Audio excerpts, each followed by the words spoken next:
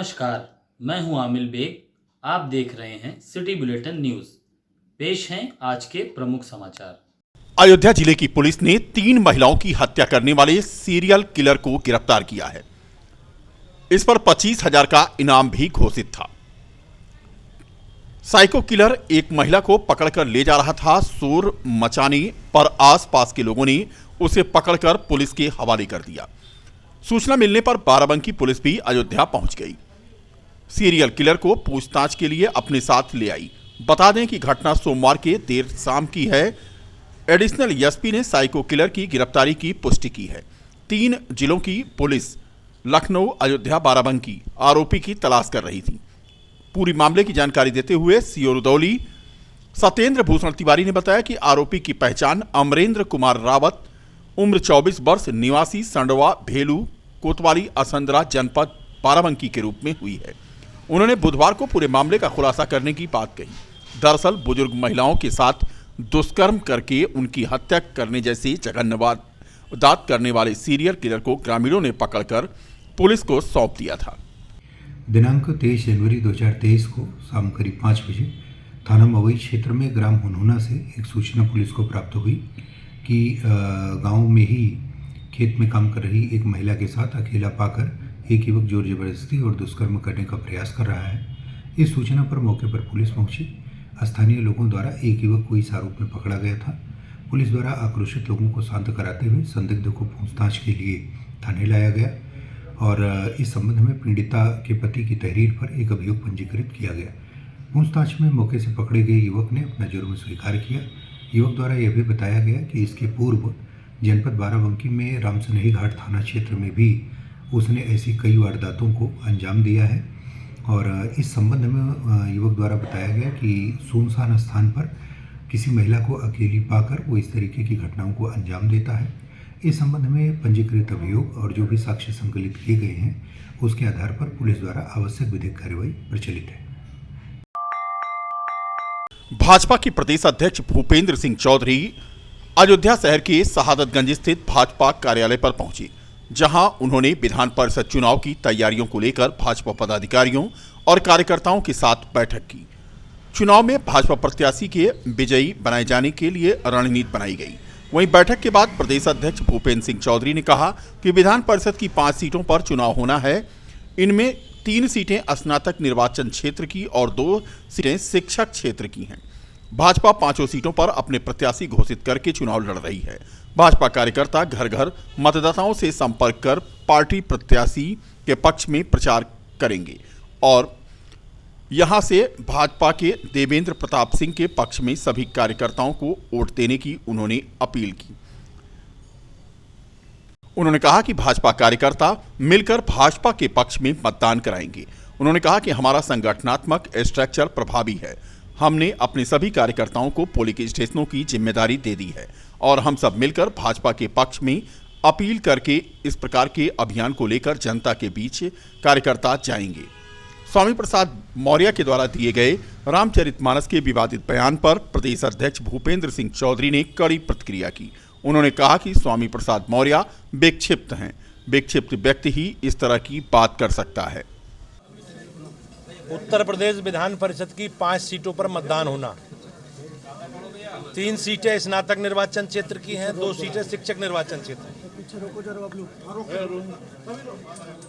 अयोध्या और गोरखपुर के स्नातक निर्वाचन क्षेत्र की सीट पर आज अयोध्या में मेरा आना हुआ है और भारतीय जनता पार्टी के संगठन के लोग जो इस चुनाव व्यवस्था में लगे हैं उनमें बातचीत करके सभी लोगों से संपर्क करना और भारतीय जनता पार्टी के पक्ष में, भारतीय जनता पार्टी के प्रत्याशी देवेंद्र प्रताप सिंह के पक्ष में प्रथम मतदान वरीयता का वोट देने की अपील करने के साथ हम सब लोग इस विषय में आगे बढ़े हैं। हमारा संगठनात्मक स्ट्रक्चर प्रभावी है। हमने अभी सभी अपने कार्यकर्ताओं को पोलिंग स्टेशनों की जिम्मेदारी दी है और हम सब मिलकर भारतीय जनता पार्टी के पक्ष में लोग अपील करें। इस प्रकार के अभियान को लेकर जनता के बीच में सभी कार्यकर्ता जाएंगे। अध्यक्ष जी, अमेरिका के विदेश मंत्री ने कहा बालाकोट साइज को लेकर कि ये किताब लिखी है कि स्थितियाँ ये हो गई थी परमाणु बम के इस्तेमाल हो सकता था इंडिया पाकिस्तान में। कहा देखो, भारतीय जनता पार्टी मोदी जी की सरकार देश की सुरक्षा के लिए संकल्पित है और जो भी देश की सुरक्षा अखंडता से जुड़े विषय हैं। राष्ट्रीय मतदाता दिवस पर आज जिलाधिकारी नीतीश कुमार ने जीआईसी ग्राउंड पर आयोजित एक कार्यक्रम में लोगों को मतदाता दिवस की शपथ दिलाई। उन्होंने अपने संबोधन में कहा कि भारत में राष्ट्रीय मतदाता दिवस प्रत्येक 25 जनवरी को मनाया जाता है। यह दिवस भारत के प्रत्येक नागरिक के लिए अहम है। इस दिन भारत के प्रत्येक नागरिक को अपने राष्ट्र के प्रत्येक चुनाव में भागीदारी की शपथ लेनी चाहिए, क्योंकि भारत के प्रत्येक व्यक्ति का वोट ही देश के भावी भविष्य की नींव रखता है। इसलिए हर एक व्यक्ति का वोट राष्ट्र के निर्माण में भागीदार बनता है। देश के नागरिकों को लोकतंत्र की प्रणाली में मिलने वाले अधिकारों में से सबसे बड़ा अधिकार मतदान का है। इसलिए हमें मतदान के महत्व को समझना चाहिए और निष्पक्षता और पारदर्शिता के साथ निर्भीक होकर मतदान करना चाहिए। इसके लिए अन्य लोगों को जागरूक भी करना चाहिए। इस मौके पर जिलाधिकारी के द्वारा विभिन्न कार्यक्रमों में प्रतिभाग करने वालों को पुरस्कृत भी किया गया।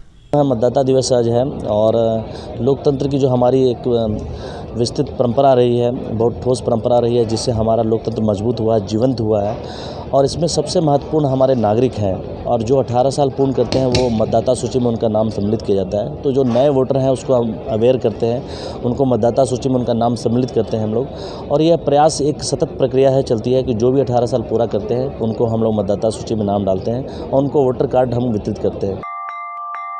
13वें राष्ट्रीय मतदाता जागरूकता दिवस के अवसर पर बीकापुर के तहसील सभागार में मतदान को राष्ट्रीय पर्व के रूप में मनाने की अपील की गई। इस अवसर पर मतदाता सूची में संशोधन के निमित्त सरकारी कर्मचारियों को प्रोत्साहित किया गया।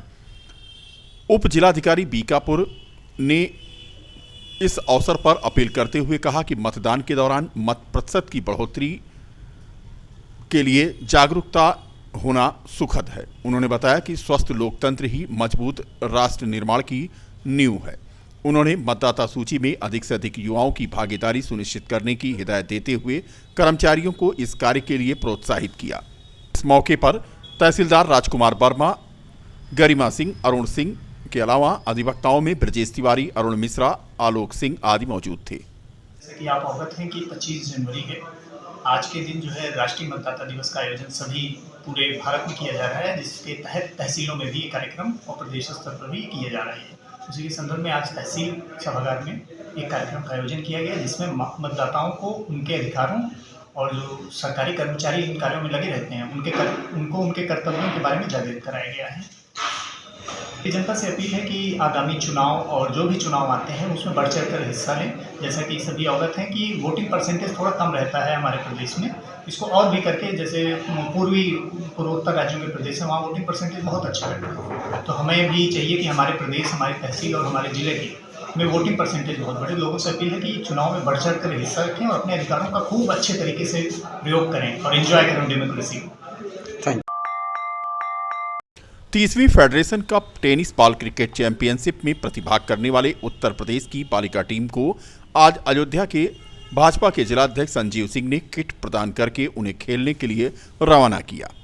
राजकीय बालिका इंटर कॉलेज के खेल मैदान पर Uttar Pradesh tennis ball cricket बालिका टीम की घोषणा के अवसर पर मुख्य अतिथि के रूप में संजीव सिंह, जिलाध्यक्ष भाजपा, विशिष्ट अतिथि के रूप में राजकीय इंटर कॉलेज के प्रधानाचार्य धीरेन्द्र नाथ सिंह ने सभी खिलाड़ियों का प्रोत्साहन किया और उन्हें सम्मानित किया। कार्यक्रम का संचालन जिला विद्यालय क्रीड़ा समिति के सचिव धर्मेंद्र सिंह ने किया। इस अवसर पर जिला विद्यालय समिति संयुक्त सचिव Abhishek Singh, tennis ball cricket संघ के क्रिकेट सचिव रमेंद्र सिंह तथा अनुज कुमार, विशाल सिंह, संजय जायसवाल, माला यादव आदि मौजूद थे। आंध्र प्रदेश में 30वीं all India federation tennis cup cricket प्रतियोगिता का आयोजन प्रस्तावित है 27 तारीख से, जिसमें उत्तर प्रदेश की टीम आज यहाँ आपके सामने थी। और उत्तर प्रदेश की टीम के में सबसे बड़ा सौभाग्य है कि अयोध्या के 13 खिलाड़ी उत्तर प्रदेश को रिप्रेजेंट कर रहे हैं। मैं इन खिलाड़ियों के उज्जवल भविष्य की कामना करता हूँ और यह उम्मीद करता हूँ कि जिस तरह से इनका प्रदर्शन पीछे रहा है, ये फिर से ऑल इंडिया टूर्नामेंट को जीतकर अयोध्या के गौरव को बढ़ाएंगे। हम 30वीं फेडरेशन टेनिस कप क्रिकेट प्रतियोगिता आयोजित हो रही है आंध्र प्रदेश में, उसमें खेलने जा रहे हैं उत्तर प्रदेश की तरफ से। हमारी टीम प्लेयर्स लेके आए और जो सभी टीम प्लेयर्स हैं सबका मतलब ये कोई इंडिविजुअल गेम नहीं है, तो जो जितने भी टीम प्लेयर्स खेलेंगे सब अपना अपना बेस्ट परफॉर्मेंस दें। राजकीय इंटर कॉलेज में समाज कल्याण विभाग द्वारा संचालित मुख्यमंत्री अभ्युदय योजना द्वारा जेई तथा नीट की कक्षाओं का पिछले 2 वर्ष से संचालन किया जा रहा है। इस योजना में बच्चों को कुशल प्रशिक्षकों द्वारा शिक्षा दी जा रही। समाज कल्याण अधिकारी रणविजय सिंह ने बताया कि इस योजना में प्रतियोगी परीक्षाओं की तैयारी कर रहे गरीब और मध्यम वर्गीय बच्चों की तैयारी कराई जाती है, जिसमें अभी तक 9 छात्र जेई मेंस पास करके जेई एडवांस की परीक्षा भी दे चुके हैं। साथ ही नीट की कक्षा के लिए एक छात्रा का चयन राजकीय मेडिकल कॉलेज में MBBS के लिए हो चुका है। भोलेनाथ प्रसाद ने बताया कि जनपद के सभी 11 और 12वीं कक्षा में अध्ययनरत और पास हो चुके छात्र छात्राओं के लिए यह सुनहरा अवसर है। मुख्य रूप से माननीय मुख्यमंत्री जी ने कोविड के समय जब हमारे विद्यार्थी कोटा, दिल्ली और अन्य जनपदों में परेशान होकर के किसी प्रकार से उनको घर लाए, तो उन्होंने ये विचार किया कि अगर हम इस प्रकार की सुविधा इन छात्र छात्राओं को उनके गृह जनपद में ही दे दें तो बहुत अच्छा होगा और एक समाज की बहुत बड़ी सेवा हो जाएगी और इससे लोगों का पैसा बहुत ज़्यादा बचेगा। तो उन्होंने इसका प्रारंभ 2021 में शुरू किया और पहले कोचिंग का संचालन मंडल लेवल पर शुरू किया। मंडल लेवल पर शुरू करने के बाद में जब साल भर में इसकी सफलता को देखा उन्होंने, तो उन्होंने इसको 2022 में जनपद लेवल पर शुरू कर। बीकापुर तहसील के लोहिया सभागार में 25 जनवरी यानी गणतंत्र दिवस की पूर्व संध्या पर देश में अमन चैन, भाईचारा, एकता और अखंडता की संकल्पना के साथ समाजवादी पार्टी के प्रदेश सचिव पारस नाथ यादव ने स्थानीय पत्रकारों को सम्मानित किया। इस कार्यक्रम में वरिष्ठ नेता अहमद खान, ब्रजेश कुमार यादव समेत अन्य लोग मौजूद थे। आज 25 जनवरी गणतंत्र दिवस की पूर्व संध्या पर हर वर्ष की भांति हम सम्मानीय पत्रकार साथियों को सम्मानित करने का काम करते हैं और आशीर्वाद लेने का काम करते हैं। हम चाहते हैं कि पूरे देश में अमन चैन कायम रहे, भाई भाई से पूरे देश में आपस में सबका संबंध बना रहे। हिंदू, मुस्लिम, सिख, ईसाई आपस में सब भाई भाई की जो एकता हिंदुस्तान के हमारे पूर्वजों ने बताया, हमको सिखाया है, उस परिपाटी को हम कायम करने के लिए अपने पत्रकार साथियों को सम्मानित करते हैं, उनका आशीर्वाद प्राप्त करते हैं। भाजपा के वरिष्ठ नेता तथा सलाहकार सदस्य रेल मंत्रालय, भारतीय खाद्य निगम, खाद्य एवं सार्वजनिक वितरण उपभोक्ता मंत्रालय, भारत सरकार अनूप चौधरी ने श्री रामचरितमानस पर अभद्र टिप्पणी करने वाले समाजवादी पार्टी के नेता स्वामी प्रसाद मौर्य को सुधर जाने की सलाह दी है। उन्होंने कहा कि खुद ठीक हो जाइए, नहीं तो जनता आपको ठीक करेगी। साथ ही श्री चौधरी ने कहा कि भगवान श्री रामलला के ऊपर व उनके आराध्य से जुड़े किसी भी मामले पर बोलने की वो हैसियत नहीं रखते। ऐसे नेता परिवारवादी विचारधाराओं से कूट कूट कर भरे हैं, जो चुनाव आते ही ऐसा रंग दिखाते हैं। श्री रामचरितमानस पर टिप्पणी करने वाले समाजवादी पार्टी के वरिष्ठ नेता श्री स्वामी प्रसाद मौर्य जी व बिहार राज्य सरकार के मंत्री महोदय, आप अपना दिमाग, अपना बुद्धि ठीक कर लीजिए। नहीं, ये देश 21वीं सदी का है, आप स्वयं ठीक हो जाइएगा। आपकी हैसियत नहीं है प्रभु श्री राम जी से जुड़े हुए किसी भी मसले पे बोलने की। चुनाव आने वाला है 2024 का, समझ में आता है जिस दिन से हमारे प्रिय नेता श्री अमित भाई शाह जी ने एक सार्वजनिक कार्यक्रम में अनाउंसमेंट किया कि 1 जनवरी 2024 का टिकट बुक करा लीजिए, अयोध्या धाम में गगनचुंबी भगवान रामलला जी का भव्य दिव्य मंदिर बनकर तैयार हो जाएगा, आप लोग दर्शन करने आइए। उसी दिन से विपक्षी के कुछ नेताओं को ये हजम नहीं हो रहा है।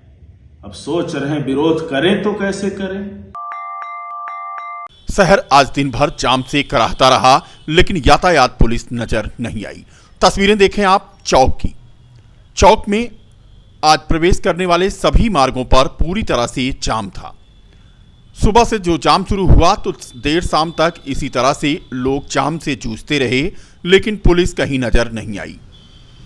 ई रिक्शा इस जाम का कारण बने। चौक में जो जिधर से पाया उधर से ही रास्ता बना लिया और हर किसी को थी जल्दी। बता दें कि कल 26 जनवरी है और आज उसकी पूर्व संध्या। ऐसे में चौक में तो पुलिस होनी ही चाहिए थी, लेकिन कहीं भी आज इस जाम से लोगों को निजात दिलाने के लिए यातायात पुलिस या सिविल पुलिस नजर नहीं आई। लोग स्वयं जूझ करके आज अपना अपना रास्ता स्वयं बनाते नजर आए। चौक जाने वाले सभी मार्गों पर इसी तरह से स्थिति आज थी, चाहे वो सुभाष नगर वाला मार्ग हो या फिर रिकाबगंज का या गुदली बाजार या फिर रीडगंज। चौक पुलिस का तो दिन भर पता ही नहीं था।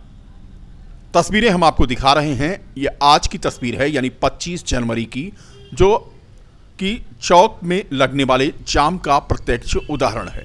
सड़क पर ही फिर से ठेले लगने लगे, दुकानें बढ़ा के लगाई जाने लगीं और यही वजह है कि अब फिर से जाम की स्थिति बनने लगी है और इस जाम से लोगों को निजात दिलाने के लिए यहां पर यातायात पुलिस दूर दूर तक कहीं नजर नहीं आती है। ये अलग बात है कि बीती शाम यातायात पुलिस नाका इलाके में सक्रिय थी, साथ में ही सिविल पुलिस भी यहां सक्रिय थी और यहां पर कई वाहनों का पुलिस ने चालान कर दिया। तस्वीरें आप देख सकते हैं नाका क्षेत्र की। नाका चुंगी से लेकर के रायबरेली रोड तक बीती शाम पुलिस ने सघन चेकिंग अभियान भी चलाया। तो ऐसा नहीं है कि पुलिस कार्रवाई नहीं कर रही है, लेकिन कार्रवाई शाम को हो रही है और दिन में जाम रह रहा है।